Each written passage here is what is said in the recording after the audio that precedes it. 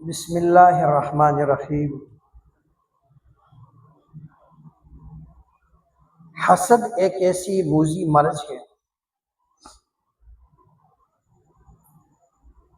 اور حسد جو ہے وہ ساری نیکیوں کو ایسے کھا جاتا ہے جیسے سوکھی لکڑی کو آگ۔ آج مسلمانوں کے دلوں میں بھی زیادہ حسد ہے، بھائی بھائی کے اندر حسد، دوست دوست کے اندر حسد۔ حسد کی آگ میں آج مسلمانوں کو کیا دوسروں کو کیا سب کو لپیٹا ہوا ہے۔ حالانکہ یہ ہم جانتے ہیں کہ یہ اچھا عمل نہیں ہے، یہ اچھی چیز نہیں ہے، اس سے نیک اعمال برباد ہو جاتے ہیں اور اللہ رب العزت اس کے نامہ اعمال میں کچھ نہیں چھوڑتا۔ حسد کی آگ سب کو کھا جاتی ہے۔ اور پھر ہمیں یہ بھی معلوم ہے کہ حسد عرش پر ہوا،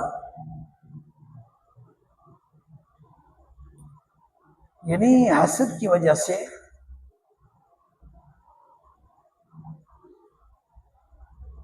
تو ایک گناہ عرش پر ہوا حسد کی وجہ سے، پھر ایک گناہ فرش پر ہوا حسد کی وجہ سے، پھر یہ حسد جو ہے آگے پھیلتا رہا۔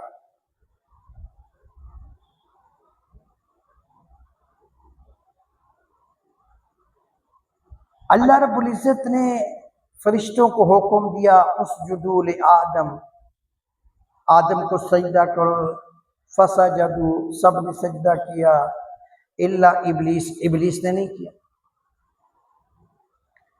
اب وہ حسد میں مر گیا، وہ حسد کے اندر غرق ہو گیا۔ کیوں؟ اس لیے انا خیر کہ میں سے بہتر ہوں، میں آگ سے بنا، آگ کے شعلے سے پیدا ہوا اور یہ مٹی سے بنا۔ مٹی کا معنی پست ہونا، آگ کا معنی شعلہ مارنا، تو میں شعلہ مارنے والا پست مٹی کے آگے کیسے سجدہ کر سکتا ہوں؟ اور پھر دوسری بات یہ کہ آدم کو یہ مقام کیوں مل گیا؟ اس لیے کہ اتنے ہزاروں سال عبادت میں نے کی اللہ کی، سجدے میں نے کی اللہ کی، اور مقام لے گیا آدم علیہ السلام۔ اب یہ حسد اس ابلیس کو کھا گیا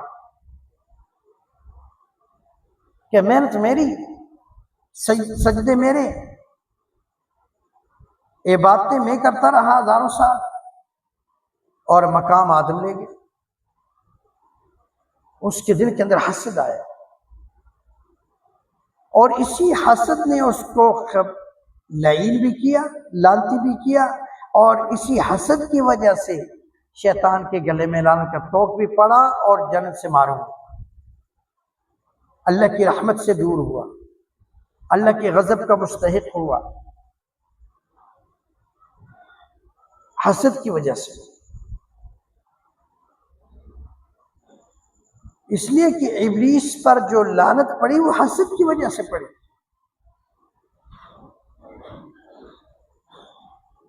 کہ یہ مجھے ملنا چاہیے، اسے کیوں مل گیا؟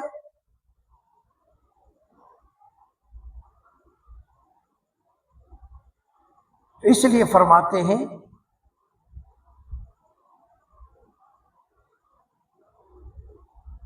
کہ یہ حسد ایسی موذی مرض ہے کہ یہ انسان کے نیک اعمال کو اس کے پاس نہیں چھوڑتا، برباد کر دیتا ہے، کھا جاتا ہے۔ لکڑیاں جس طرح سوکھی لکڑی کو آگ جلا کے راکھ کر دیتی ہے، اسی طریقے سے حسد جو ہے انسان ایمان والوں مسلمانوں کی نیکیوں کو اس طرح کھا جاتا ہے۔ اور پھر دوسرا حسد جو ہے وہ فرش پر ہوا، قابیل اور حابیل کا۔